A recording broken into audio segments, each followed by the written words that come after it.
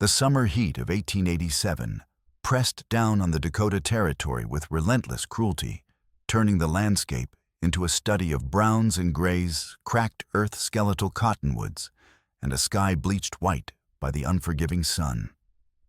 Inside, a Lakota, a large council teepee of buffalo hide, constructed from buffalo hide stretched across weathered poles, the air hung thick and still carrying the scent of sage and old smoke. The lodge stood at the edge of Bitter Creek, a mining settlement that had withered after the spring dried up 2 seasons prior. Empty buildings scattered across the valley floor told the story of abandoned hope, a timber stagecoach stop with its door hanging loose on leather strap hinges, an improvised solution when metal was scarce, 3 collapsed shacks where prospectors once slept, and a squat stone trading post with mortar crumbling between its rocks. That trading post held the only working cast-iron stove for 20 miles, its chimney pipe jutting skyward like an iron finger. Louisa Hemingway arrived on foot that afternoon, her cotton dress torn at the hem from weeks of hard travel, the fabric stained with road dust and sweat that had dried into white salt lines. She was a woman in her mid-30s, with red hair that had escaped its pins to hang in damp curls against her sunburned neck, her face bearing the weathered look of someone who had walked too far in sun, too harsh. In one hand, she carried a burlap sack of flour purchased from a Mormon supply wagon 3 days back. In the other, a dented iron pot that had traveled with her all the way from Chicago. Behind her walked a small girl of perhaps 6 years, curly-haired and silent, her bare feet wrapped in strips of cloth to protect them from the burning ground. The child clutched a stuffed toy lamb made from rags and bits of wool, her knuckles white around its body. Her name was Mabel, and she had not spoken a word in 4 months. Across the long wooden table inside the lodge stood Dakota, a Lakota man in his early 40s, whose face bore the deep lines carved by wind, sun, and loss. He wore fringed buckskin clothing darkened by trail dust, and 2 stripes of red paint marked his cheekbones, traditional marks worn for important council meetings. His black eyes studied Louisa with an intensity that made her spine straighten despite her exhaustion. Around his left shoulder, visible through a gap in his shirt, ran a pale scar shaped like a crescent moon. Louisa set the flour sack on the table with a deliberate thump that raised a small cloud of dust. "I received a letter from my brother Ephraim 3 weeks ago. He promised me the lease on the trading post kitchen. I am here to cook, to feed people who are hungry." She paused, meeting his gaze directly. "I am not here looking for a husband, if that concerns you." Dakota's expression shifted almost imperceptibly, a slight narrowing of his eyes that might have been amusement or caution. He let the silence stretch between them, like a rope pulled taut, a deliberate pause that made Louisa's fingers curl tighter around the pot handle. Then slowly his mouth curved into something that resembled a smile, but carried no warmth. "You misunderstand, Louisa Hemingway. I was not sent here to court you." He paused, letting the words sink in like water into parched earth. "I was sent here to burn your kitchen to the ground." Another pause, his eyes never leaving hers. "But I think instead I came to save it." A gust of wind struck the lodge walls, making the hides ripple and the wooden frame creak. In the distance, carried on that same wind, came the unmistakable sound of horses' hooves striking hard ground, multiple riders moving at a steady trot. Mabel pressed her toy lamb to her chest, her knuckles turning white, but she made no sound. Her eyes, however, darted toward the entrance with the wariness of a rabbit that had learned to recognize danger. Louisa's gaze snapped to Dakota, and for the first time since entering the lodge, something shifted in her expression. Not quite trust, but the recognition that this man might be the only person standing between her and whatever was riding toward them from the North Ridge. When the wind shook the table, both Louisa and Dakota reached out instinctively to steady it. Their knuckles brushed his scarred and calloused from years of working with rope and leather, hers burned red from sun and the rough work of travel. The contact lasted only 2 heartbeats, but in that moment, something passed between them that had nothing to do with words. Neither pulled away immediately. Neither apologized. Dakota moved first, crossing to the lodge entrance and peering through the gap in the hides. On the ridge to the north, silhouetted against the brutal white sky, 3 riders sat on horseback. They wore the dark blue uniforms of the United States Army, and even at this distance, the glint of metal from their trapdoor Springfield rifles, 45-70, was visible. "Fort Harrow," Dakota said quietly. "They watch." Louisa picked up Mabel with practiced efficiency, settling the child on her hip. The girl's small body trembled, but she remained silent, pressing her face into Louisa's shoulder. Louisa's free hand found the knife she kept tucked in her belt, a simple kitchen blade with a worn wooden handle. Her fingers closed around it with the ease of long familiarity. Dakota noticed the gesture and nodded once, a small acknowledgement. The riders on the ridge did not descend. They sat and watched for what felt like an eternity, but was likely only 5 minutes, the kind of deliberate observation meant to unnerve. Then, as if satisfied, they turned their horses and rode east toward the fort, raising a thin plume of dust that hung in the still air long after they disappeared. Only when the sound of hoofbeats had faded completely did Louisa allow herself to exhale. She set Mabel down, gently smoothing the child's sweat-dampened hair with one hand. "Why would anyone want to burn a kitchen?" Louisa asked, her voice steady, despite the adrenaline still coursing through her veins. Dakota turned from the entrance. "Because it is never just a kitchen." He gestured toward the trading post, visible through the lodge opening. "There is a cellar beneath the floor, hidden, good for storing things, important things." "What kind of things?" "The kind that start wars when they are found in the wrong hands." Louisa's eyes narrowed. She was not a fool, and she had seen enough corruption in Chicago to recognize the shape of conspiracy when it appeared. "Rifles." "Yes, and they planned to say your people stole them." "Yes." Louisa looked at him for a long moment, weighing his words against her own experience. In Chicago, she had learned that those in power often manufactured crises to justify their actions. She had no reason to doubt this man's assessment. "Then we had better make sure this kitchen stays in the right hands." Dakota picked up a leather water pouch from the corner of the lodge and took a long drink, then offered it to Louisa without comment. She accepted, tipping the pouch carefully so Mabel could drink first before taking a swallow herself. The water was warm and tasted faintly of the hide container, but it was wet. "How long before they come back?" Louisa asked. "Tonight. Maybe tomorrow." "Then we start now. Show me the cellar." They left Mabel with a Lakota woman named Winona, who was tending a small fire outside, and walked together across the dusty ground to the trading post. The building's interior was dim and cooler than the outside air, the thick stone walls providing relief from the heat. Dakota moved to the southeast corner where several large flour barrels stood in a row. He pushed 2 aside with effort, revealing a trap door set into the wooden floor. Louisa climbed down the wooden ladder and examined the space, carefully stone walls, dirt floor, wooden shelves built to bear significant weight. The kind of space that would be ideal for storing rifles. When she climbed back up, her jaw was set.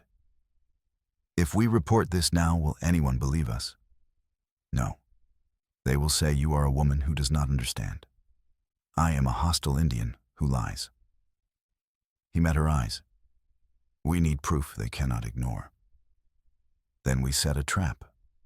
Carefully." "Is there another way?" Dakota's mouth quirked slightly. "Your mother was a wise woman." "Practical," Louisa corrected. "There is a difference." As they returned to the lodge, the sun finally touched the horizon, and the temperature began to drop with desert suddenness. That night, Louisa slept fitfully, her dreams troubled by memories she had tried to bury. In her sleep, she saw the crowd at Haymarket Square, the bomb exploding, the screaming, the bodies in the street. She saw the faces of the men who had been hanged afterward. And she wondered, as she had wondered every night for a year, whether they had been truly guilty or merely convenient. She woke with a start, her heart racing, and found Dakota watching from across the dying fire. He said nothing, but his steady gaze was oddly comforting. She pulled Mabel closer, this child she had taken without legal right, this small life that depended on her, and her hand unconsciously tightened around the girl's shoulder. What would the law do if they discovered the truth? What would happen to Mabel? The thought made her breath catch, but she forced herself back to sleep. The next morning, Louisa woke to find Dakota standing near the dry creek bed, 2 wooden buckets in his hands, both empty. She approached, and he turned frustration evident in the set of his shoulders. "The seep we found. Gone." Louisa stared at him. "How?" "The ground shifts. Water follows paths we cannot see." He set the buckets down. "There is a river bend 5 miles east. Water there. But the land around it..." He paused, searching for words. "Dangerous. Soft mud. Wild dogs at night." "Then we go tonight." "Yes." They spent the day preparing. Louisa baked hard biscuits from the last of the flour rationing carefully. Dakota checked his rifle, a Winchester he kept wrapped in oiled cloth, and counted his ammunition. 8 bullets. Not enough if they encountered serious trouble. Dr. Amos Bell arrived in the afternoon, his canvas-covered wagon creaking up the road behind a tired mule. The doctor was a man in his 50s, with gray hair and kind eyes that had seen too much suffering. He climbed down with the stiffness of someone whose joints ached and approached carrying his battered leather bag. "Heard about yesterday," he said quietly, glancing around to ensure privacy. "The corporal is angry. Lieutenant Colt is calling your kitchen an unauthorized gathering point." "We are feeding people," Louisa said. "That is all. Out here everything is politics." He opened his bag and produced a bundle wrapped in brown paper strips of clean linen and a small glass bottle of quinine powder. "For when trouble finds you, because it will." "How much?" Dr. Bell waved the question away. "Pay me with coffee when you get the kitchen running." He hesitated. "Pike's men are watching the trading post now. Orders to shoot first. Be careful." After he left, Louisa and Dakota sat in the shade, each lost in thought. Mabel played nearby, stacking stones into towers and knocking them down in endless repetition. "You said your daughter picked berries?" Louisa said after a while, not looking at him directly. "What happened?" Dakota was silent for so long, she thought he would not answer. "Winter of 1884. She was 6, same age as Mabel." His voice was carefully neutral. "The rations did not come, or came spoiled. I do not know which. My wife gave all her food to our daughter. It was not enough. They died 2 days apart." Louisa's throat tightened. "I am sorry. It is the way of things now." He looked at her then. "That is why I agreed when Colt asked me to burn your kitchen. I thought perhaps he would send the rations he promised. But I knew he was lying. White officers always lie. Not all of us. No. Some of you just believe your own stories very well." The comment stung, but Louisa could not entirely disagree. As night fell, they prepared to leave. Louisa tied a shawl around her shoulders and tucked her knife into her belt. Dakota slung his rifle across his back and picked up the empty buckets. Mabel, sensing something important was happening, clung to Louisa's skirt. Louisa knelt beside her, cupping the child's face gently. "We will be back before the sun comes up. Stay with Winona. Keep the door closed. If anyone comes except us, hide behind the barrels. She kissed the top of Mabel's head. Be brave. Then they stepped out into the darkness, and the night swallowed them whole. The walk to the river was treacherous. They moved without light, relying on Dakota's knowledge and the faint illumination from a sliver of moon. The terrain was rough rocks that turned underfoot thick brush, constant threat of cactus. Twice Louisa stumbled, and twice Dakota caught her arm to steady her without comment. His grip was firm, but not rough. They heard the river before they saw it, soft murmur of water over stones. The riverbank appeared like a silver ribbon in the moonlight. Dakota knelt at the edge and tested the ground, pressing his hand into the mud. Soft, but not dangerously so at this spot. Stay on the rocks, he murmured. The mud between them can trap you. Step carefully. They waded into the shallows, the cold water a shock after the day's heat. Louisa filled her bucket, one painful scoop at a time, every nerve strung tight, listening for approaching horses or the shout of discovery. She was so focused that she did not notice when her foot slipped on a submerged rock. One moment she was standing, the next she was falling sideways. She caught herself, but her right foot came down hard in the soft mud between two rocks. Immediately, she felt it give way. The mud closed around her boot, her calf rising past her knee with horrifying speed. She tried to pull free, and the mud tightened like a living thing. Panic flared. Dakota was already moving. He pulled the rawhide rope from his belt and shook out a loop, throwing it to her. The loop landed perfectly in her outstretched hands. Do not fight it. His voice cut through her panic, sharp and commanding. Roll to your side. Spread your weight. Kick sideways, not down. Louisa forced herself to stop thrashing. She gripped the rope and rolled to her right, feeling cold water soak through her dress. She kicked her legs in a scissoring motion, trying to spread her weight. The mud resisted thick and greedy, but slowly she felt it begin to release. Dakota pulled with steady pressure, his boots braced against a boulder. Inch by agonizing inch, she dragged herself free. Her boots stayed behind, claimed by the mud. When she finally collapsed on solid ground, gasping, Dakota knelt beside her. His face was close to hers, close enough that she could see worry etched around his eyes. His breath came fast, matching her own. Then his hand found hers in the dark, his fingers wrapping around hers in a firm, grounding grip. Neither spoke. Neither moved for several heartbeats. Then Dakota squeezed her hand once hard and released it. We finish. They worked in silence, after that moving with greater caution. When both buckets were full, they began the long walk back. Louisa's feet were bare now, vulnerable to every stone and thorn, but she gritted her teeth and kept moving. Halfway back, the coyotes found them. 4 lean gray shapes materialized from darkness, eyes reflecting moonlight in eerie twin flames. They moved in a loose circle, not attacking, but testing, looking for weakness. One stepped closer, lips pulling back from yellow teeth. Dakota set down his bucket and unslung his rifle. He did not aim at the animal. He held the weapon ready and waited. The coyote took another step. Dakota raised the rifle smoothly and fired once. The crack shattered the night.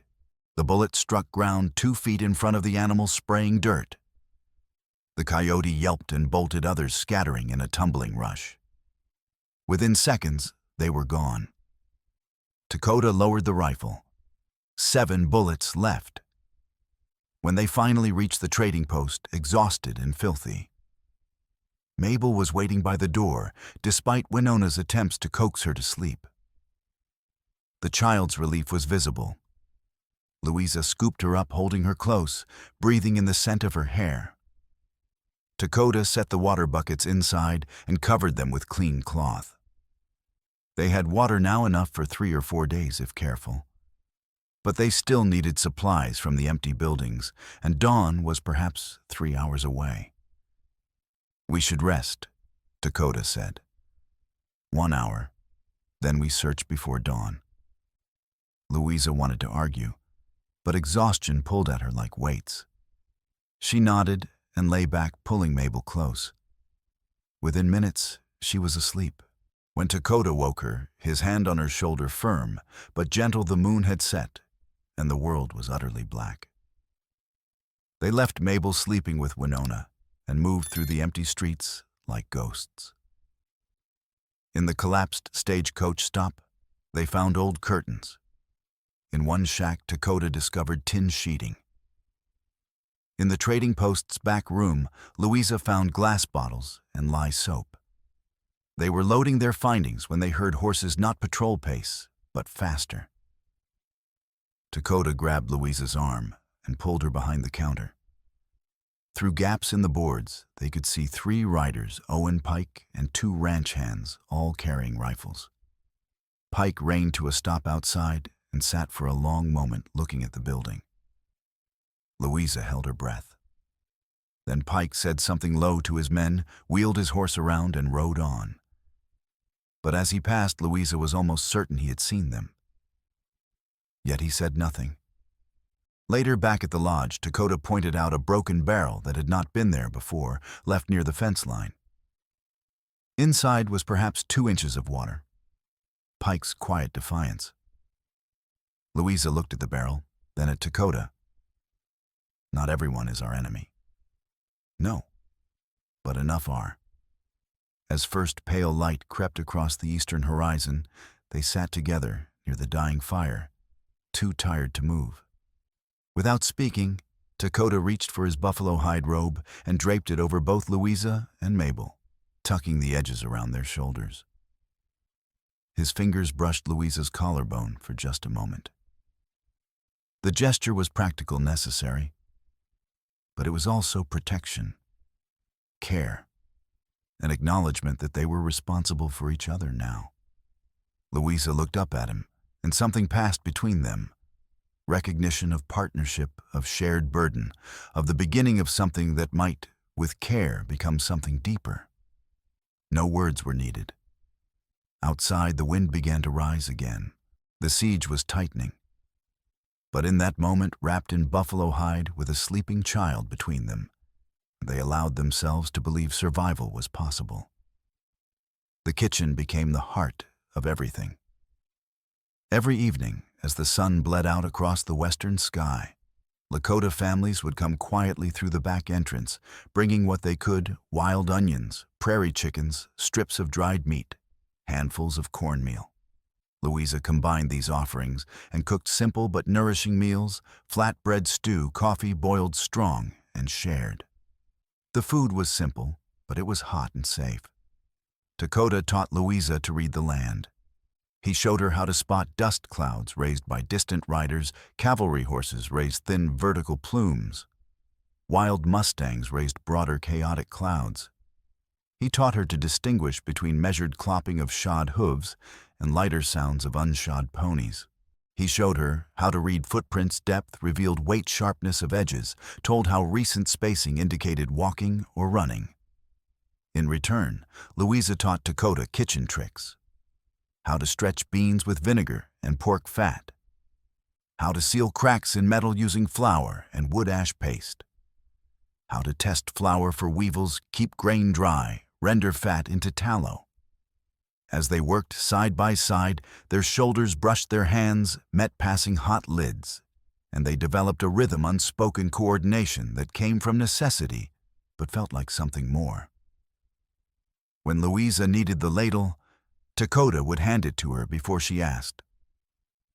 When he adjusted the heavy pot, she would steady it without being told. The first major conflict came 12 days after Louisa's arrival. She and Dakota were crossing Owen Pike's ranch land to gather firewood when 3 riders emerged from darkness, blocking their path. Pike sat at the front, shotgun across his saddle. His eyes were tired. "You are on private land. We have orders to keep all trespassers out." Louisa stepped forward, holding the lantern higher. "Mr. Pike, we only need wood. Dead trees. We will not touch your water or cattle." Pike shook his head slowly. "Ma'am, the drought has made everyone desperate. Last week, someone cut our fence. 2 nights ago, someone tried to run off a calf. My boss says no one crosses without his written permission. I follow orders because I have a wife and 3 children to feed." The tension stretched tight. Dakota remained silent, watching his hand near his knife, but making no threatening moves. Louisa made a quick decision. "Then let us make a trade. We will bring you and your men hot food twice a week. Real meals. In exchange, you let us cross to gather deadwood and access the river. We will only come at night so your boss does not see. You have my word." Pike considered this, his weathered face creasing. Food was scarce. A hot meal twice a week was not something to dismiss. Finally, he nodded. "Twice a week. And stay away from the cattle drive next month. If you spook the herd, the deal is off." Louisa extended her hand. After a moment's hesitation, Pike leaned down and shook it. His grip was firm. "Understood." 3 days later, they found the broken barrel with water inside, left near the fence line. Pike's quiet help. When Dakota pointed it out, Louisa said quietly, "He is an honorable man in dishonorable circumstances. Yes, there are more of those than you might think." The second major conflict came 5 days later. Dr. Bell arrived, carrying a small Lakota girl, her body limp and burning with fever. Dysentery, spreading through the camp. 4th case today. Louisa cleared a space near the stove. The girl's skin was hot, her lips cracked and bleeding. "We need clean water, all boiled." They worked together with practiced efficiency. Louisa boiled water furiously, cooled it just enough for the child to drink. She tore cloth into bandages, soaked them in carbolic acid, cleaned the sores. Carbolic stung. Whenever supplies allowed, they preferred boiled water and clean linen. She made thin rice broth, feeding it 1 spoonful at a time. Dakota worked beside her, his large hands gentle as he wrapped the child's cracked, bleeding feet. At one point, their heads were so close, Louisa could feel his breath against her cheek, could smell sage and smoke on his skin. She did not move away. Neither did he. The child survived the night. Her fever broke near dawn, and she fell into deep, exhausted sleep. Dr. Bell, who had stayed to monitor her, sagged with relief. "You saved her." Louisa shook her head, too tired for pride. "We saved her. Together." That night, exhaustion finally caught them. Louisa sat by the fire, Mabel curled beside her. Dakota sat opposite, methodically sharpening his knife with a whetstone. Without speaking, he stood crossed to where Louisa sat and draped his buffalo hide over both her and Mabel, tucking the edges carefully. His fingers brushed her collarbone. The hide was warm and smelled faintly of sage smoke. Louisa looked up at him surprised, and he met her gaze for a long moment before returning to his place. It was protection. Care. Family formed not by blood, but by choice. The third major conflict came 9 days after Louisa's arrival. They were returning from gathering water when a shout came from behind. "Halt, identify yourselves." Louisa's heart slammed into her throat. She spun and saw 4 soldiers on horseback, barely visible in darkness. The lead rider had drawn his revolver. "Run," Dakota said. He dropped the yoke, grabbed Mabel, and started running. Louisa followed. Gunfire cracked through the night, 3 shots. Bullets struck rocks nearby, sending up sprays of dirt. Louisa heard the whine of one passing close to her head, felt the air displacement. Dakota veered left, heading for a ditch he had scouted weeks earlier. They dove in, landing hard. Dakota immediately positioned his body to shield both Louisa and Mabel. Louisa pressed flat against dirt, one arm over Mabel. to keep the child still and silent. Hoofbeats grew louder, accompanied by jingle of tack and low voices. Less than 20 yards away, discussing whether to pursue on foot. Louisa's heart beat so hard she was certain they would hear it. Dakota's arm was around her shoulders, his body pressed close enough that she could feel the steady beat of his heart slower than her own, deliberately controlled. Louisa tried to match his breathing, counting seconds between each inhale and exhale, forcing panic down. The soldiers stood above them for an eternity, probably 5 minutes, but time stretched. Then finally, the sergeant called an order and hoofbeats moved away, fading into distance. Dakota waited another full minute before relaxing. When he shifted, Louisa realized how close they had been lying, her body tucked against his arms still around her shoulders, their legs tangled in the confined space. She could feel warmth of his skin through his shirt, could smell leather and sweat and something uniquely him. For just a moment, neither moved, caught in awareness of proximity, of shared danger, survived. Then Dakota pulled back carefully, and Louisa sat up, brushing dirt with shaking hands.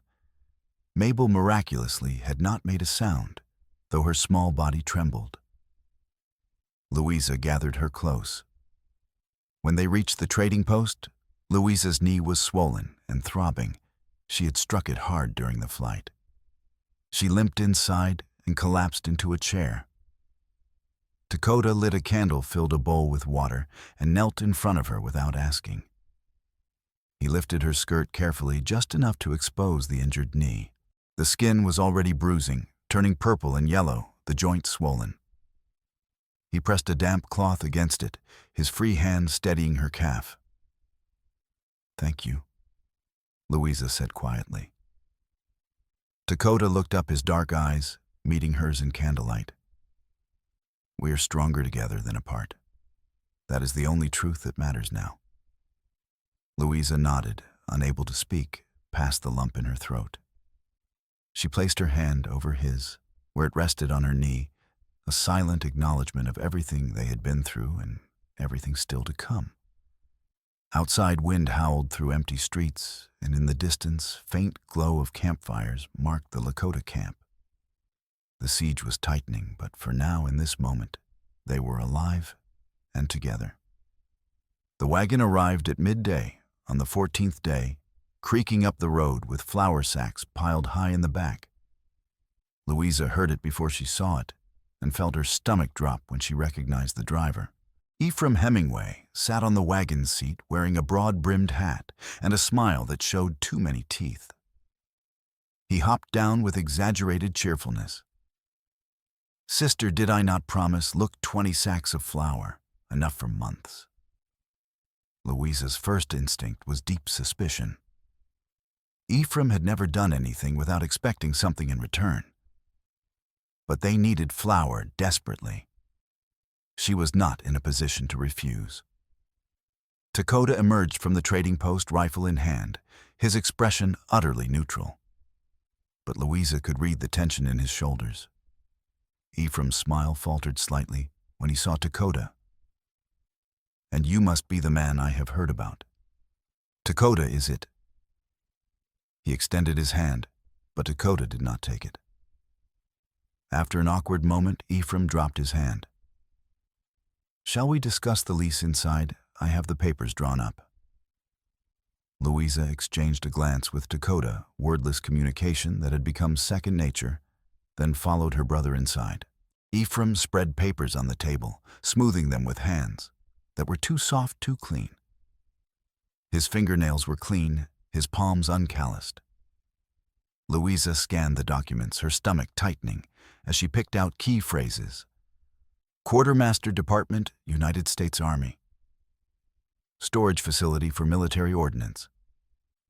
Transfer of premises. This is not a lease. Her voice was dangerously quiet.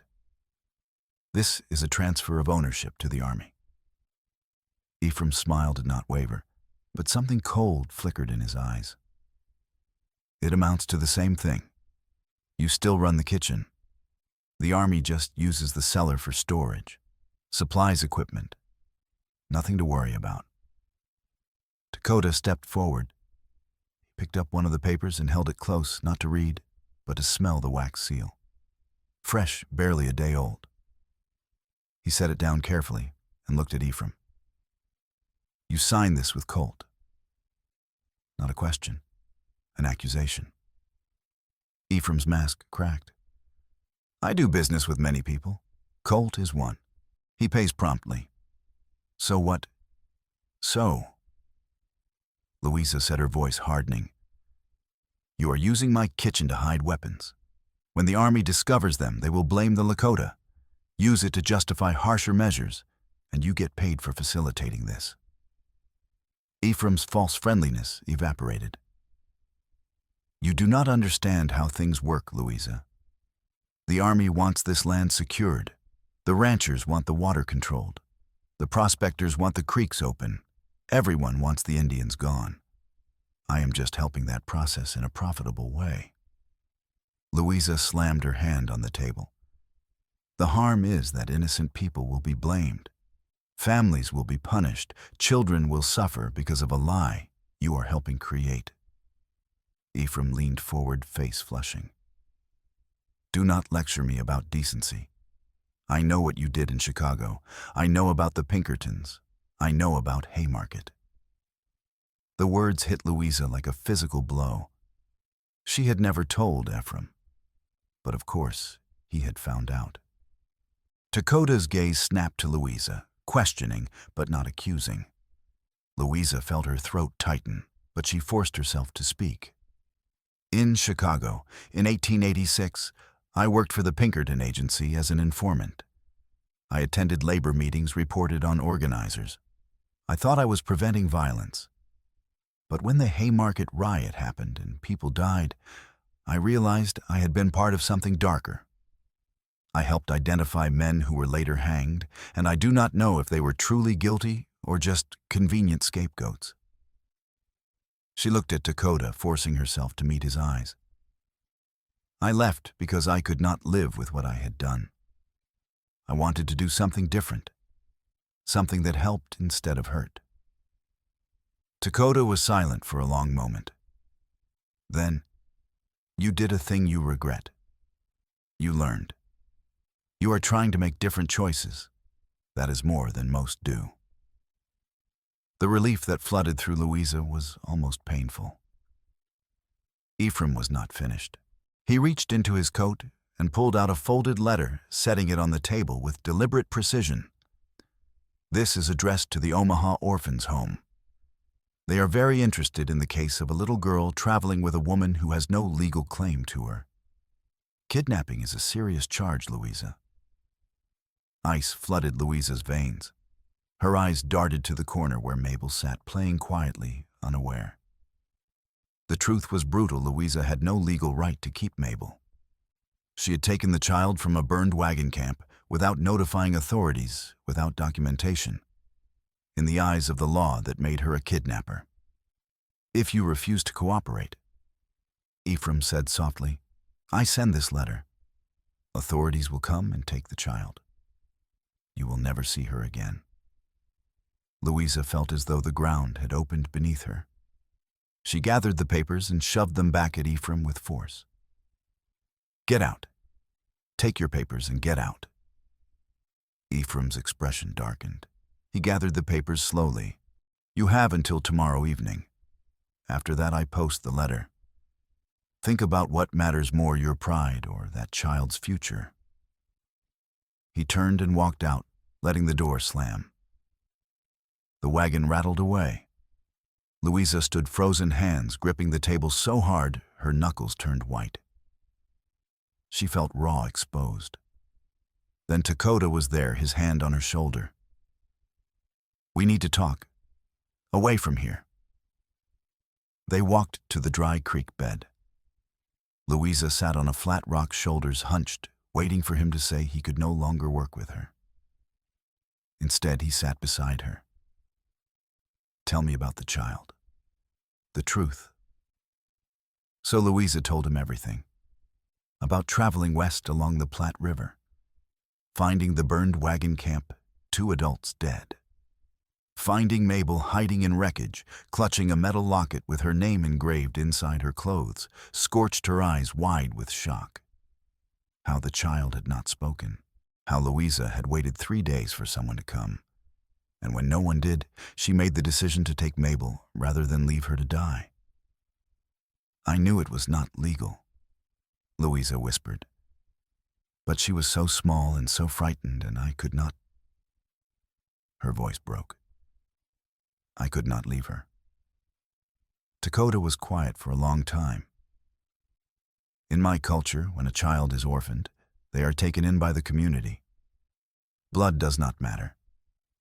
What matters is that they are fed, protected, taught. The idea that a child must be returned to strangers because the law says so would seem cruel to my people. Ephraim will post that letter. Then we make sure they have no grounds to come. We expose Colt before he can set his trap. We gather witnesses who cannot be dismissed. We make enough noise that your brother cannot quietly post his letter." Louisa looked at him, hope warring with despair. "That is dangerous." "Yes, but we are out of safe options." He met her eyes. "If we do nothing, Colt wins, your brother wins, my people suffer, and you lose Mabel regardless. If we fight, we might lose, but we might win. I would rather fight and lose than surrender without trying." Louisa felt something break open in her chest. She reached out and took Dakota's hand, gripping tightly. "If they take Mabel, then we take her and leave. We go somewhere they cannot find us. You would do that. Leave your people, leave everything for a child who is not yours and a woman you have known 2 weeks." Dakota looked at her, his dark eyes steady. "You would do it for her. So I would do it for you. That is what it means to stand with someone." Louisa felt tears sting her eyes. "We will fight carefully. We will be smart. We will not let them win." Dakota squeezed her hand. Together. They sat for a while longer, hands clasped, gathering strength. When they stood and walked back, they moved side by side, shoulders nearly touching, two people bound together by shared purpose, and the beginning of something that might, with time, become unbreakable. The fire came 7 nights later, and it came with military precision. Louisa woke to smoke, and Dakota's hand shaking her shoulder, his voice urgent. "Fire! Upwind from the camp. Get up." She bolted upright. Through the lodge entrance, orange glow of flames against the night sky. The dry grass north of the Lakota camp was burning, the fire spreading fast, in steady wind, racing toward the lodges. This was no accident. Dakota was already moving, grabbing wet burlap sacks. He thrust one into Louisa's hands. "The camp. We stop the fire." Louisa scooped up Mabel and thrust the child into Marta Kelly's arms. Marta had been sleeping in the trading post. "Keep her safe, no matter what." Then she ran after Dakota into the night, and heat hit her like a wall. The scene was chaos. Families scrambling to pull down lodges, drag children away from advancing flames. The fire was a living thing, roaring and crackling, consuming everything. Dakota and Louisa joined others, beating at flames with wet sacks, arms, aching lungs burning. Heat was intense, pushing them back even as they fought. It was while they were focused on the fire that the second attack came. Louisa heard a shout from behind and turned to see a Lakota man running toward them, pointing. Smoke was rising from the trading post, thick black smoke. Mabel.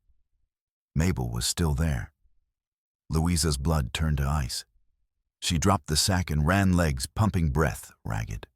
Dakota was right behind her. By the time they reached the building, flames were licking up the back wall. The cellar door was engulfed.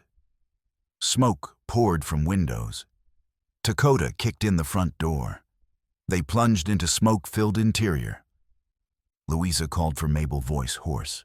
She heard a faint cry and followed it to the corner near the stove. Mabel huddled there with Marta, both coughing faces streaked with soot. Louisa grabbed Mabel, lifted her, and ran for the door.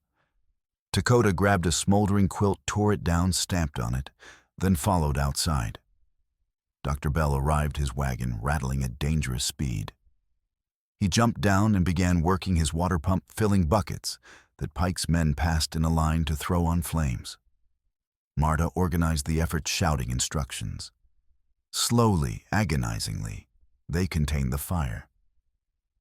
They saved the front half and the stove. But the back wall was destroyed. The cellar collapsed, much of their food lost. When the fire was finally out, Louisa sank to the ground, holding Mabel tightly. The child was shaking, and for the first time since Louisa had found her 4 months ago, Mabel made a sound, a thin, high wail of pure terror that pierced Louisa's heart. Louisa rocked her, whispering soothing words. Mabel's toy lamb had been near the stove. Louisa had grabbed it as they fled, but fire had caught one edge. The lamb was blackened and singed, one button eye melted, stuffing scorched. But Mabel clung to it anyway, sobbing into its ruined fabric. Dakota knelt beside them, face smudged with ash, hands blistered. He looked at the ruined trading post, then at Louisa, and something hardened in his expression. This was deliberate. Colt set the grass fire to draw us away, then sent men to burn the building. He is trying to destroy the kitchen and force us to leave. Louisa looked up at him, eyes red. Then he does not know us very well, because we are not leaving. Dakota's mouth curved into a grim smile. No, we are not. Later, as sun began to rise, Louisa sat outside holding the ruined lamb. She felt defeated. Dakota approached and knelt in front of her, taking her burned hands gently in his. He had found clean cloth and now wrapped her hands with slow, careful movements. "We will rebuild," he said firmly. "The front room is intact. The stove works. We can cook there, and we can find a way to stop Colt." Louisa's throat was tight. "How we lost our supplies. The cellar is destroyed. My brother will send that letter. Then we stop talking about what we lost and start planning how to win with what we have." Dakota's voice was firm. "We gather witnesses. We force a confrontation on our terms. We make him reveal himself in a way that cannot be denied." Louisa searched his face for doubt and found none. "You make it sound possible." "It is possible. Difficult, but possible." Owen Pike approached, hat in hands, expression troubled. "I am sorry. Colt pressured my boss. Anyone caught helping you would be considered hostile sympathizers. I have a family. I cannot help anymore. Not openly." Louisa understood. "Thank you for what you have done." Pike nodded, relieved, and walked back to his horse. As he rode away, Louisa felt walls closing in. They had lost supplies, their haven was compromised, their ally forced to step back. But she was not ready to surrender. The plan was desperate, dangerous, likely to get them killed. But it was the only plan they had. Marta Kelly had spent 3 days scouting Colt's movements. She returned on the evening of the 3rd day, with a map drawn on brown paper and a grim expression. "Colt is moving rifles tomorrow night, floating them down the Missouri on a raft to this bend where water is shallow. Midnight, when the moon is darkest." Dakota studied the map finger tracing the river route. "If we intercept and destroy the rifles, scatter them where they cannot be recovered, we disrupt his plan. And if we gather witnesses, white witnesses who cannot be dismissed, we might force an investigation." "Many ifs," Dr. Bell observed from the corner. "We have no other options," Louisa corrected. Dr. Bell nodded and then reached into his bag and produced something wrapped in oiled cloth, a Spencer carbine, older model from the Civil War, but functional. 5 cartridges. This belonged to my brother. He died at Antietam. Not traceable. If you need it, use it wisely. Dakota took the rifle, checking the action sighting down the barrel. 5 bullets, combined with his 7-12 shots total. Not much, but it would have to be enough. They spent the evening making detailed plans. Marta would take Mabel to the old schoolhouse and stay with her. Dr. Bell would position himself near the river with his wagon, ready to provide medical help and serve as credible witness. Pike's men, too, with troubled consciences, would watch from a distance, prepared to testify. Louisa looked at Mabel, sleeping peacefully, burned lamb clutched to her chest. She knelt and gently brushed curls back from the child's forehead. I will be back soon. Stay safe. Be brave. I promise I will come back. When midnight came, Louisa and Dakota moved through darkness toward the river bend like shadows. Dakota carried both rifles. Louisa had her knife and rope. The night was moonless darkness, so complete they had to move slowly, feeling forward, trusting Dakota's knowledge. They reached the river and found the position Marta had marked, rocky outcrop, giving clear view of the crossing while providing cover. Dakota strung rawhide rope across the shallows, anchoring it to boulders and covering it with mud so it would not be visible. Simple plan: when the raft reached the rope, it would catch and tip spilling cargo.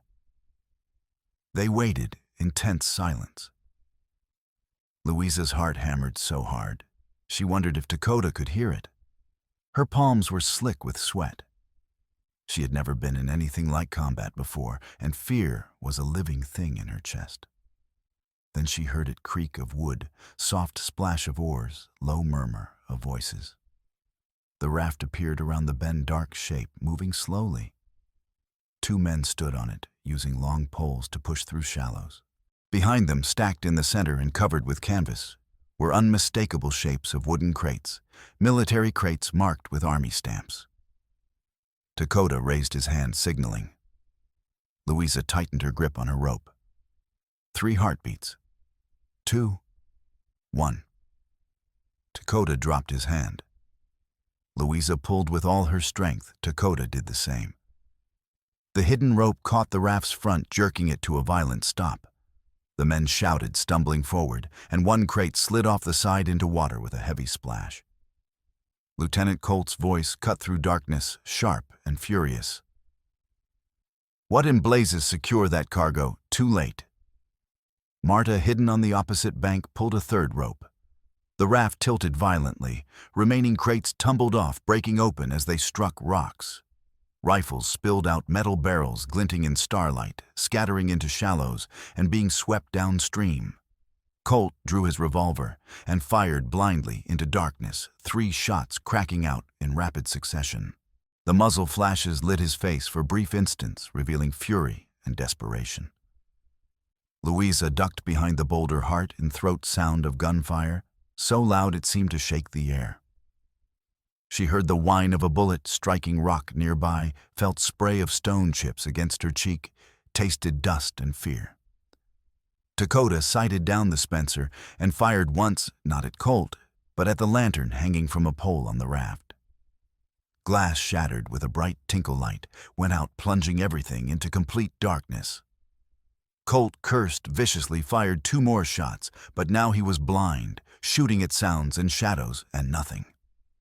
Louisa broke from cover and ran in a crouch toward the raft, her bare feet finding purchase on wet stones, intending to cut the ropes and scatter wreckage beyond recovery. She heard Colt turn toward her, heard the metallic click of his revolver being cocked for another shot. Then Dakota was there, launching himself from the rocks, tackling Colt from the side. Both men went down in a tumbling mass of limbs and spray, hitting the shallow water with a tremendous splash. A bullet whined past Louisa's head, so close she felt the heat of it sear the air beside her ear, felt the air displacement like an invisible hand. Her arm exploded in pain, grazed the bullet, tearing through her sleeve and scoring a line of fire across her upper arm. She stumbled, biting back a scream, tasting blood where she had bitten her lip, forced herself to keep moving forward. She reached the raft and hacked at the ropes with her knife hands, shaking violently, vision blurring with pain and adrenaline and sheer terror. The raft broke apart with a groan of protesting wood sections drifting downstream with broken crates and scattered rifles, the weapons glinting briefly before disappearing into the dark current. Mission accomplished. Now they just had to escape alive. Dakota shouted her name, a warning, urgent and sharp. Louisa turned and saw Colt's men scrambling toward the bank, trying to regroup in the chaos. Dakota fired the Spencer again, the shot kicking up a geyser of water directly in front of them, and they scattered like startled birds. Run, go now! They ran, stumbling through darkness that seemed to press against them from all sides, the sound of pursuit close behind boots, splashing through water, men shouting coordinates and curses, the jingle of equipment. Colt was screaming orders, his voice ragged with fury and humiliation. More gunfire cracked out bullets, striking rocks and trees around them with deadly precision. Louisa's wounded arm throbbed with every heartbeat, hot blood soaking through her sleeve and dripping down to her wrist. But she kept running, driven by pure survival instinct and the knowledge that stopping meant death. Dakota led them up into the canyon, into the narrow defile they had scouted as an escape route days earlier. Walls were steep and jagged, footing treacherous with loose shale and slick moss that had grown in the shadowed crevices. They climbed desperately, passing rifles back and forth, always keeping one hand free to grip rock. Louisa's bare feet found holds that seemed impossible, driven by desperation. Behind them, Colt and two of his men followed their voices, echoing off canyon walls in distorted waves. A bullet struck the rock inches from Louisa's head with a sharp crack, and she flinched violently, nearly losing her grip. Her foot slipped on a patch of wet stone, and she fell hard, knee slamming into unyielding rock with a sickening impact. Pain exploded through her leg, white-hot and blinding, stealing her breath. Dakota's hand shot out, grabbing the back of her dress and hauling her up onto a narrow ledge with strength born of desperation. They stood there, pressed close together in the confined space, barely wide enough for two people breathing ragged and harsh. Louisa could feel his heartbeat through his shirt, rapid but steady, could smell smoke and sweat on his skin, could see intensity in his eyes, even in the near-total darkness. "Do not lose me," Louisa said fiercely, gripping his arm with her good hand, her fingers digging into the muscle. Do not let me fall. Do not die trying to protect me. Do not leave me alone." Dakota looked at her face close enough that she could feel his breath warm against her cheek, could see the determination etched in every line of his features. "I never planned to," he replied, and there was something in his voice, a promise, a commitment, a vow that went far beyond simple survival. They continued climbing, hauling themselves up, hand over hand. At the top they paused, gasping for air that seemed too thin, and looked back. Colt was abandoning pursuit, turning back with his men, shouting something they could not make out. Louisa's stomach dropped with sudden cold certainty. He is heading back to Bitter Creek, to the trading post, to destroy what is left and plant evidence anyway. They ran back toward town, lungs burning like fire legs, screaming in protest, every muscle pushed beyond its limit. Exhausted, wounded, operating on nothing but adrenaline and desperate determination. But they could not stop. Not when Mabel and everything they had fought for hung in the balance. By the time they reached Bitter Creek, smoke was already rising from the Lakota Lodge, flames beginning to lick at hide walls with hungry orange tongues. Ephraim's wagon was parked nearby, and Ephraim stood with Colt and two soldiers, a lit torch in his hand, face pale but determined, the flickering light casting dancing shadows across his features. Louisa saw red. Fury, unlike anything she had ever felt, rose in her chest, drowning out pain and exhaustion, and fear filling her with a savage energy. She ran straight at her brother, not thinking, just acting, driven by betrayal and rage. She hit him like a battering ram, tackling him to the ground. The torch flew from his hand, landing in dirt and sending up a spray of sparks that scattered like fireflies. Ephraim fought back his fist, connecting with her cheek in a blow that snapped her head to the side and filled her mouth with copper taste of blood. But Louisa was beyond feeling pain. She grabbed his collar with both hands and slammed his head against the ground, once, twice, 3 times, screaming at him. Words she would not remember later, a torrent of fury and hurt and accusation that came from somewhere deep and primal. Dakota, meanwhile, had engaged the 2 soldiers near the lodge entrance in brutal hand-to-hand combat. One swung the rifle butt at Dakota's head in a vicious arc, but Dakota ducked beneath it with practiced ease and drove his shoulder into the man's chest, slamming him back against the wooden support beam with bone-jarring force.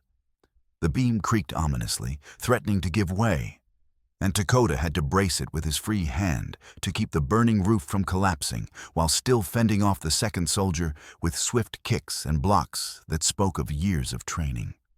Inside the lodge, Colt had drawn his backup revolver and was aiming through a gap in the hides at Mabel.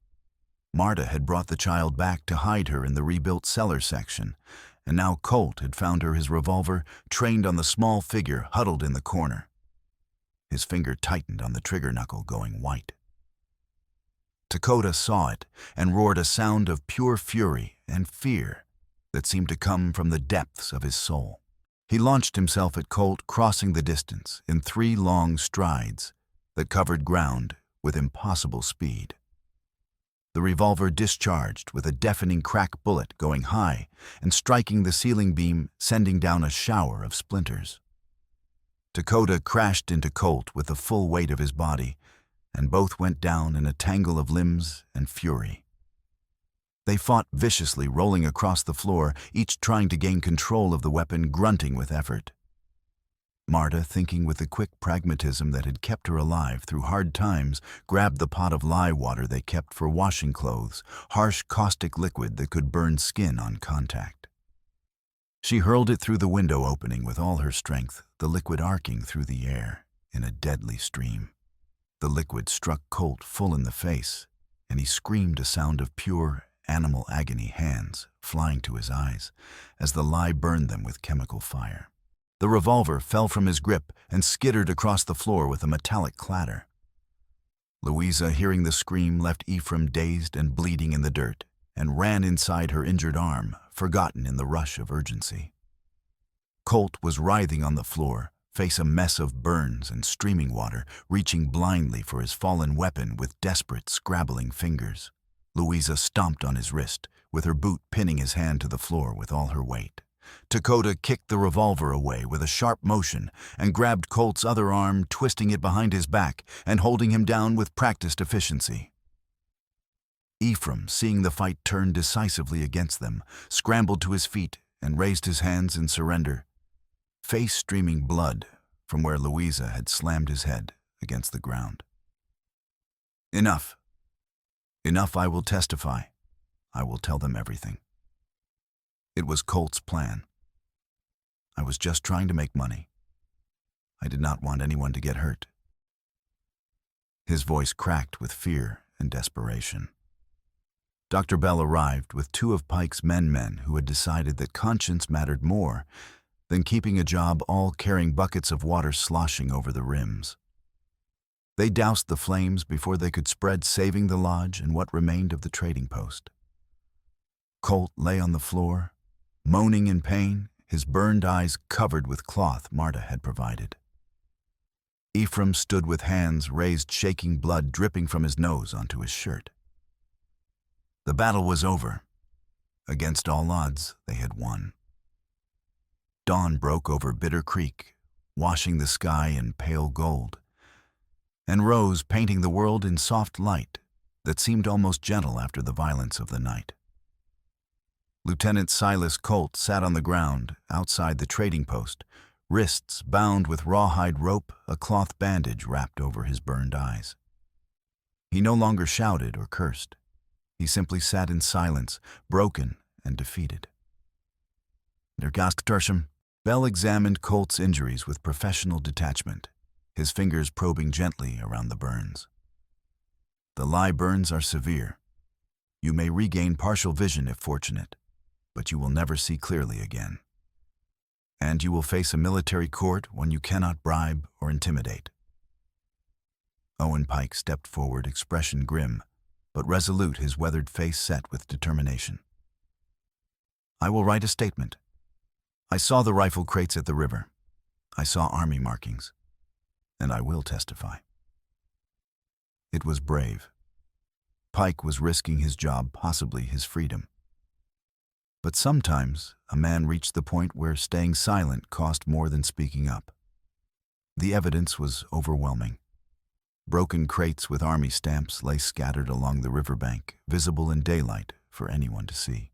Ephraim, terrified of prison and desperate, had already confessed everything, providing signed documents and detailed account of Colt's plan, his words tumbling out in a desperate stream. A note had been found in Colt's pocket, detailed instructions about the midnight delivery, written in his own hand, impossible to deny. Captain Reeves arrived from Fort Harrow later that morning, leading a small cavalry detail. He was a senior officer in his 50s with gray hair and a reputation for honesty in an institution that did not always reward that quality. He took statements from everyone: Louisa Dakota, Dr. Bell, Marta Pike, and finally Ephraim, who babbled his confession in a desperate, pathetic stream. When the captain finished, he looked at Colt with undisguised contempt. You are a disgrace to the uniform. You will be transported to Fort Harrow under guard to await court-martial. Colt said nothing. There was nothing left to say. Ephraim was arrested as well, hands bound, face pale and streaked with dried blood. As soldiers led him past Louisa, he stopped and looked at her pleadingly. Please, sister. Tell them I tried to help at the end. Tell them I cooperated. Do not let them. Louisa met his gaze without flinching, without pity. You tried to sell me. You tried to take Mabel. You put all of us in danger because you wanted money more than you wanted to do what was right. I will not lie for you. Not now. Not ever. Ephraim's face crumpled like paper, and he was led away. Louisa watched him go and felt nothing, not satisfaction, not grief, just a cold, empty sense of closure. Louisa sat on the steps outside the trading post, her arm bandaged where the bullet had grazed her body, aching from a dozen bruises and scrapes. Mabel was on her lap, silent once more, clutching the burned toy lamb. The child had not spoken again after that first scream during the fire, but she leaned against Louisa with a trust that spoke louder than words. Dakota sat beside them, his shoulder wrapped tightly where one of the soldiers had landed a solid blow. Louisa took another strip of cloth torn from her already tattered skirt and tied it more securely around his shoulder, using her teeth to pull the knot tight, her breath warm against his skin. He sat very still, watching her face as she worked, seeing the concentration and care in every movement. Stay still, she murmured, voice soft. Dakota obeyed, and when she finished, she did not immediately pull away. They sat close, bodies leaning toward each other, exhausted but alive, bound together by everything they had survived. Marta Kelly approached, carrying a small leather pouch that jingled softly. Pike's men collected this. They said it got lost during the confusion last night. Inside were coins, silver dollars, and half-eagles, perhaps $20 total. Not a fortune, but enough to buy flour, coffee beans, and other necessities. Louisa's throat tightened with gratitude. Tell them thank you. Tell them it means more than they know. Captain Reeves approached, his boots crunching on the dry ground. I heard what you did. Using minimal resources to expose a corrupt officer and prevent a false crisis. That takes courage and intelligence. You are turning this place into something real. A community. We were just trying to survive, Louisa said quietly. Survival is how all communities begin.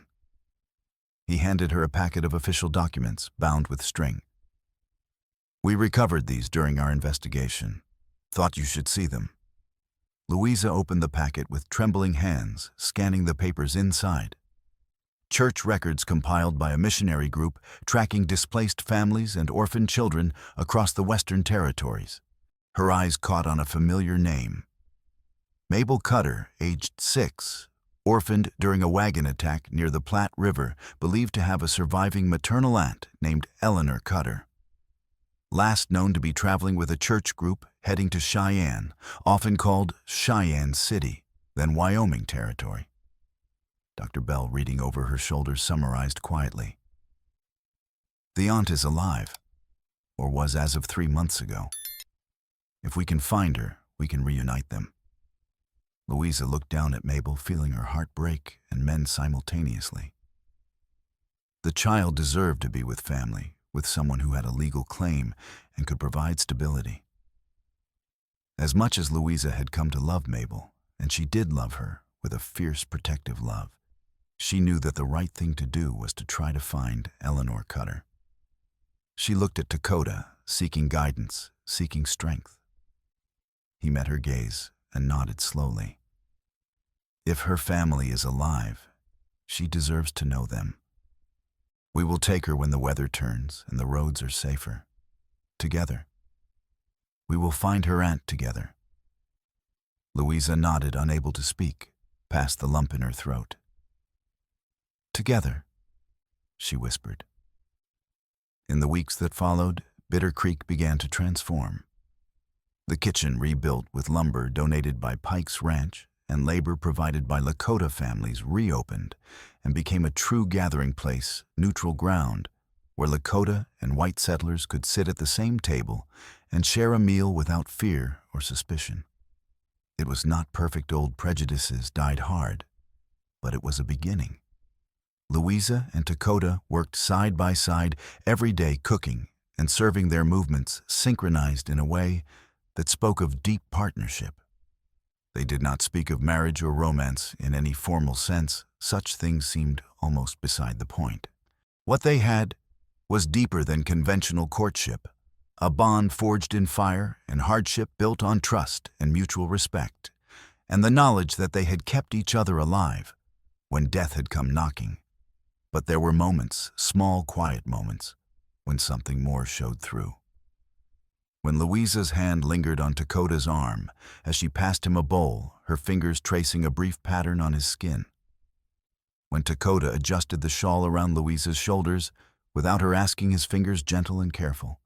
When they sat together by the fire after everyone had gone, talking about nothing and everything, their shoulders touching, comfortable in the silence that needed no words. One evening, as the sun set and painted the sky in shades of crimson and gold, Dakota presented Louisa with something he had been working on in secret for days. It was Mabel's toy lamb, completely rebuilt. He had restuffed it with soft deer hide, replaced the burned wool with scraps carefully sewn together, and fashioned a new button eye from a polished piece of bone that caught the light. The lamb looked different now, patchwork and clearly mended, but it was whole. He knelt beside Mabel and held out the lamb, his large hands making the small toy seem even more delicate. The child took it carefully, her small fingers tracing the new stitches with wonder, feeling the texture of each patch. She looked up at Dakota, and her mouth moved, forming words that came out as barely more than a whisper, but clear enough to hear. "Thank you. It is beautiful. You made it beautiful again." It was the first time she had spoken since the night of the fire. The second time she had spoken since Louisa found her. Louisa pressed her hand to her mouth, tears streaming down her face, unable to contain the overwhelming relief and joy that flooded through her.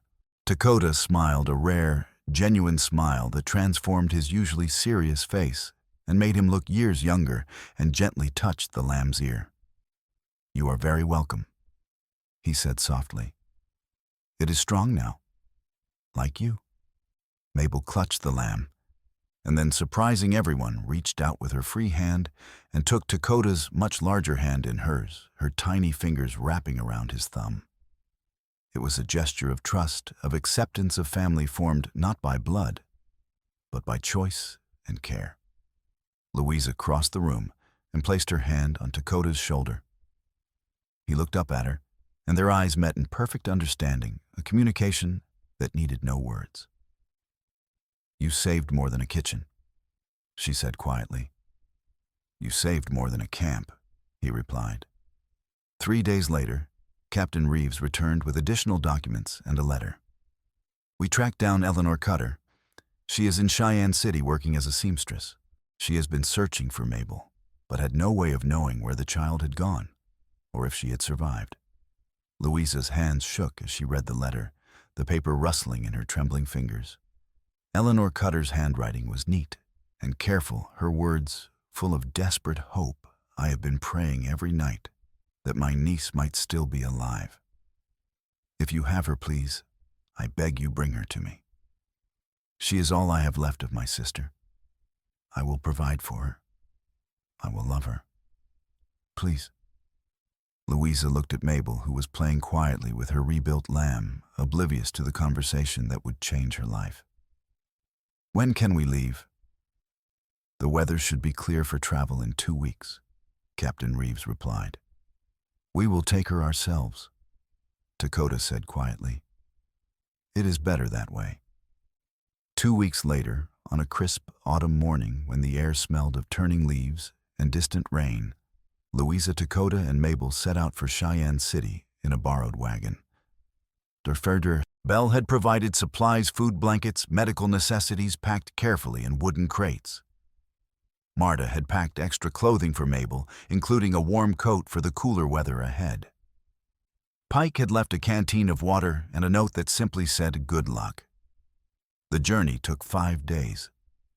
They traveled slowly, stopping often to rest and let Mabel play and explore, trying to make the trip pleasant rather than frightening. At night, they camped under stars that seemed close enough to touch, and Dakota told Mabel stories from Lakota tradition tales of Iktomi, the trickster spider, who taught lessons through his foolishness, of the white buffalo calf woman, who brought sacred ceremonies to the people of brave young people who accomplished great things through courage and kindness. Mabel listened intently, her eyes wide in the firelight. And sometimes she would whisper a question or comment, her voice growing gradually stronger with each passing day.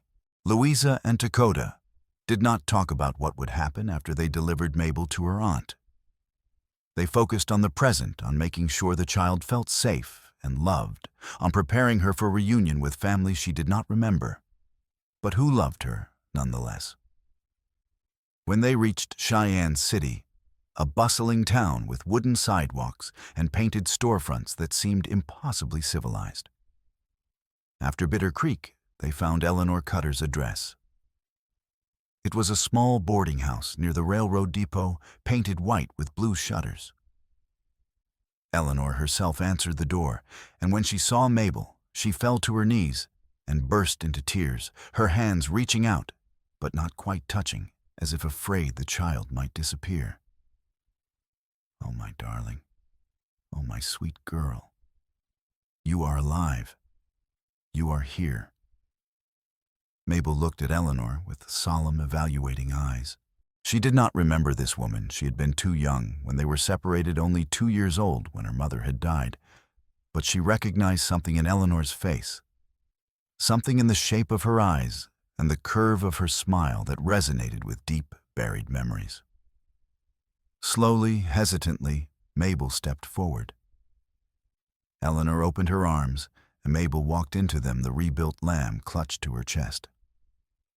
Louisa watched tears streaming down her face as the two embraced. Dakota stood beside her, his hand finding hers and squeezing tightly, offering silent support. It was the right thing, giving Mabel back to family, to someone who had a legal claim and could provide stability and love. But it hurt more than Louisa had imagined possible, a physical ache in her chest that made it hard to breathe. They stayed in Cheyenne City for 2 days, helping Mabel settle in, making sure Eleanor understood the child's trauma and needs. Eleanor was grateful beyond words, thanking them over and over, her eyes shining with tears. She promised to write, promised to take care of Mabel as her own daughter, promised to honor the sacrifice Louisa and Dakota had made. On the morning they left, Mabel ran out of the boarding house and threw her arms around Louisa's waist, clutching her tightly. "Thank you for saving me," she said, her voice clear and strong, no longer a whisper. "Thank you for being my mama when I needed one. I will not forget you. Ever." Louisa knelt and cupped the child's face in her hands, memorizing every detail: the curve of her cheeks, the brightness of her eyes, the way her curls caught the morning light. "You saved me too," she whispered, her voice breaking. "You taught me that I could do something good, something that mattered. You taught me how to love again. I will never forget you either." Mabel kissed Louisa's cheek with the solemn seriousness of a child performing an important ritual, then turned to Dakota and hugged him as well, her small arms barely reaching around his waist. He held her gently, this child, who reminded him so much of the daughter he had lost, and said, "Be strong, be kind. Remember that you are loved. Always." "I will remember," Mabel said. "I will remember everything." Then they left, climbing back into the wagon, and as Cheyenne City disappeared behind them in a cloud of dust, Louisa allowed herself to cry, deep, wrenching sobs of grief and relief and love, all tangled together in a knot she could not untie. Dakota pulled the wagon to a stop under a stand of cottonwood trees, climbed down, and pulled Louisa into his arms, holding her while she cried, his hand stroking her hair, his voice murmuring wordless comfort that was somehow more eloquent than any speech. When she finally stopped, drained and exhausted, her face pressed against his chest, she looked up at him. "What do we do now?" Dakota looked at her, his expression serious, but also tender in a way she had not seen before. Vulnerability showing through the careful mask he usually wore. "We go home. We go back to Bitter Creek. We rebuild. We keep cooking. We keep fighting for the community we are building. Together." Louisa nodded, wiping her eyes with the back of her hand. "Together." They returned to Bitter Creek 10 days later, arriving to find the kitchen bustling with activity. Marta had kept it running in their absence, and the community had grown, more people coming for meals, more alliances forming across the divide that had once seemed unbridgeable, more hope taking root in hard soil.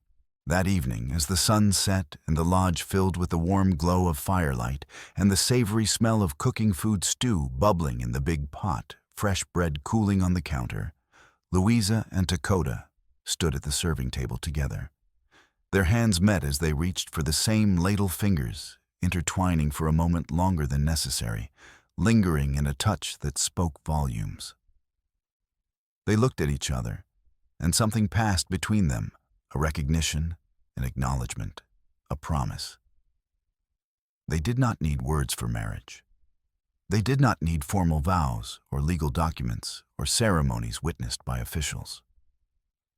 What they had was deeper, more real, a partnership earned through survival, built on trust and respect, and the kind of love that grew from shared struggle and mutual sacrifice.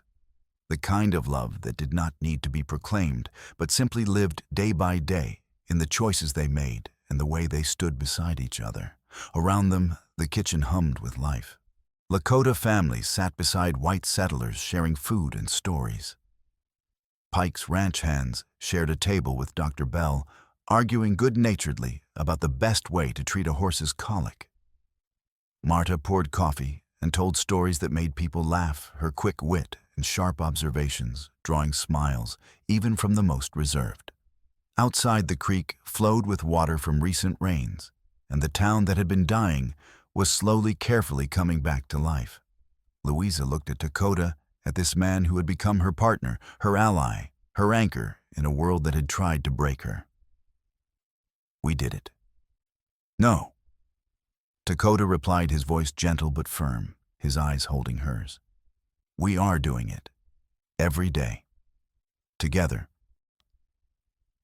And as the stars began to appear in the darkening sky, as the sounds of community filled the air, laughter and conversation, and the clink of cups and bowls as the kitchen glowed with warmth and light against the vast darkness of the prairie.